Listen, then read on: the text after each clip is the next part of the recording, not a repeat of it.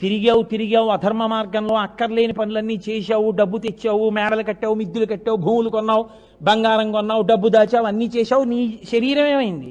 జర్జరీభూతం అయిపోయింది. వృద్ధాప్యం వచ్చేసింది. ఇది విడిచిపెట్టి వెళ్ళిపోతున్నాడు జీవుడు. ఎవరు వస్తారు నీ వెంట? కాయము వీడి జీవుడతి కంపిత చిత్తత నేగుచుండవో నాయనయంచు ఎచ్చు నిజ నందన నందినులైన కాని కందోగిని భస్మములు తొలుత దుఃఖమహంబుని సొచ్చు పత్నియున్ కాయము వీడి రారు కదా చేసిన కర్మము పుణ్యము తప్ప శంకరా. ఎవరు రారే నీతో? తల్లి పార్వతీదేవి అనుశాసనిక పర్వంలో మహాభారతంలో ఒక ప్రశ్న వేసింది శంకరుణ్ణి. ఇన్ని ప్రశ్నలు వేసిందో లోకానికి చెప్పిద్దామని ఆవిడికి తెలియకేమిటి? శివా మీరు శ్మశానంలో ఎందుకుంటారని అడిగింది. అంటే ఆయన అన్నాడు, మంచి ప్రశ్న వేసావు పార్వతి, దీని మీదే లోకంలో అక్కర్లేని కొట్లాట్లన్నీ కొట్టుకుంటూ ఉంటారు నా గురించి. ఎందుకుంటానో తెలుసా? బ్రహ్మగారు ఒకసారి అడిగాడు, లోకంలో భూత